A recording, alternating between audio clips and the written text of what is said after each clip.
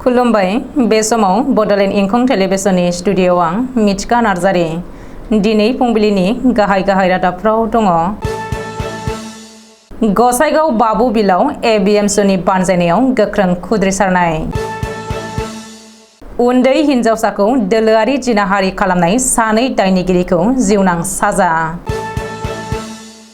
बङाइगाव डिटिअनि सासे मावख'गिरिया 5,000 रां जाख्ल'नानै हमजादों। मसलपुराव बुहुमनाङारि आहार दौनाय सप्ता फालिदों। पाकिस्तानाव सुइसाइडेल बमा सा 54 नि जिउ खहा। चिराङाव रायजो राजाया औवानि बान्दोजों हा खुरखानायखौ होबथानो राहा लादों। जुनमुनि राफानि केसआव एसपि लीना दलेखौ सिबिआइआ सेबनो लाबाय। दानिया फैदोनि आबुं रादाबाव।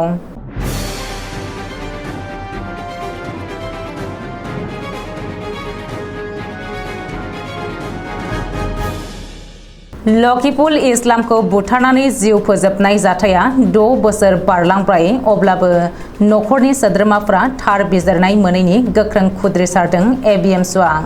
रायजोनि गाहाय मन्त्रि डक्टर हिमन्त बिश्व शर्मा आरो बिटिआरनि चिफ प्रमद बर'नि फारसे गोख्रों खुद्रिसारनाय दिन्थियो एबिएमसुआ।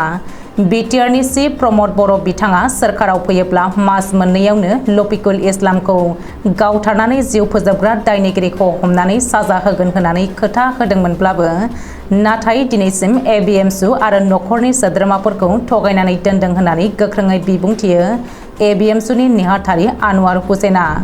फैबाय थानाय समाव जुदि थाबैनो दायनिगिरिखौ हमनानै साजा होआब्ला थासारिया दुंहाव महर लागोन आरो गोख्रोंनिफ्राय गोख्रोंसिन सोमावसारनाय जागोन होननानैबो हुमखि होबावदों। माजुलि जिल्लानि जिल्ला बिजिरसालिया मंगलबारखालि सानै रेपिस्टखौ जिउनां साजा फोसावदों। जिउनां जोबथेसालिनि साजा फोसावजानाय सानै दायनिगिरिनि मुङा फारियै मानास भराली आरो रातुल भराली होननानै सिनायथि होदों। लोगोसे बिसोरनिफ्राय 20,000 रांनि जुरिमानाबो फोसावदों जिल्ला बिजिरसालिया। मख'नो गोनांदि माजुलि जिल्लानि सनापुर जन बिलाव थांनाय जानुवारि दानाव सासे 13 बोसोर बैसोनि उन्दै हिनजावसाखौ दोलोआरि जिनाहारि खालामदोंमोन मानास भराली आरो रातुल भरालीमोनहा। जाय समाव जाख्ल'नायखौ होबथानो थाखाय रायजो सोरखारनि भिजिलेन्सआ बयनोबो फोनांजाब नम्बर फोसावनानै होदों आरो आथिखालाव बयबो सुबुंनाव मबाइल केमेरा एबा स्पाइ केमेरा दंजोबसै। बे समावबो आसाम सोरखारनि गोबां मावख'गिरिफ्रा जाख्ल'नाय एबा घुस लानायखौ नागाराखै।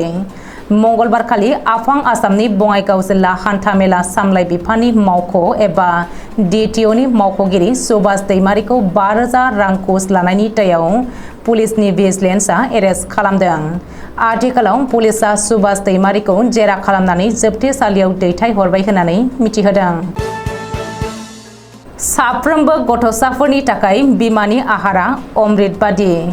6 दान बैसोहालागै सासे गथ'सानो बिमानि आहार दौनाया जोबोद गोनांथार। अब्लासो गथ'सानि देहा सोलेरा गुफुं जानानै बाङो।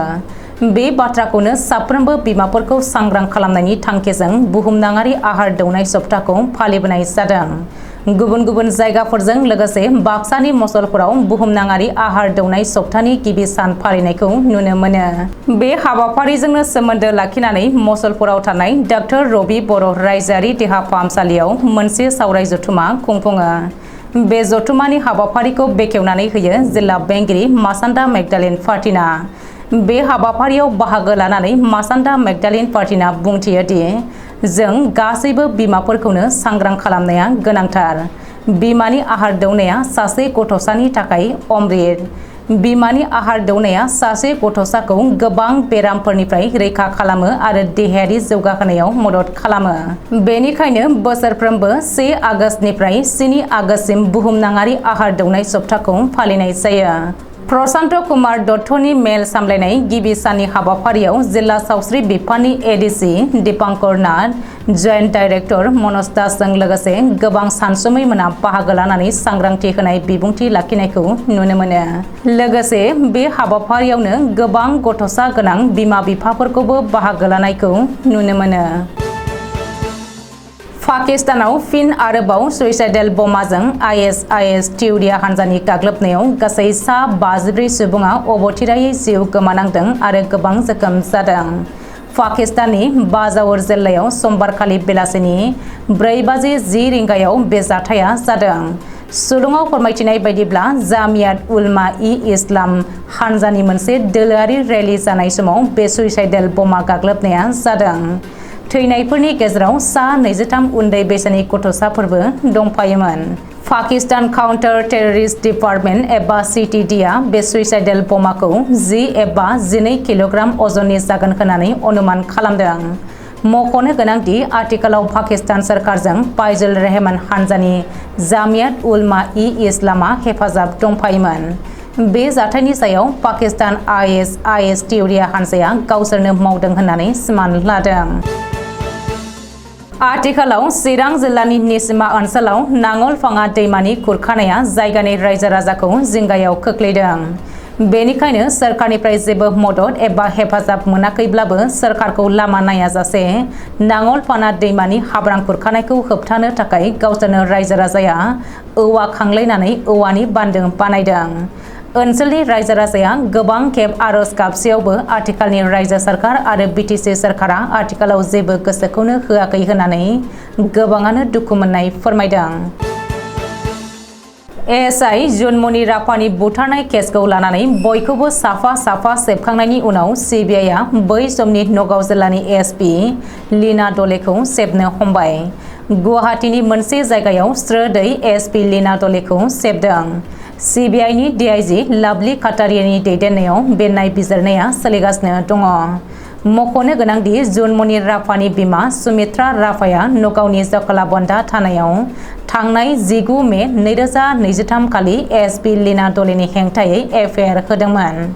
सुलुङाव फोरमायथिनाय बायदिब्ला CBI-नि हानजाया नगाव जिल्लानि जाथाय जानाय जायगा कलियाबरजों लोगोसे गोबां जायगायाव नायगिदिंहैग्रोदोंमोन।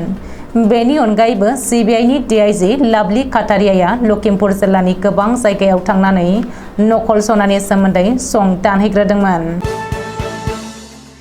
दिनै फुंबिलिनि रादाबा एसेनोसै। गोजोन्थों।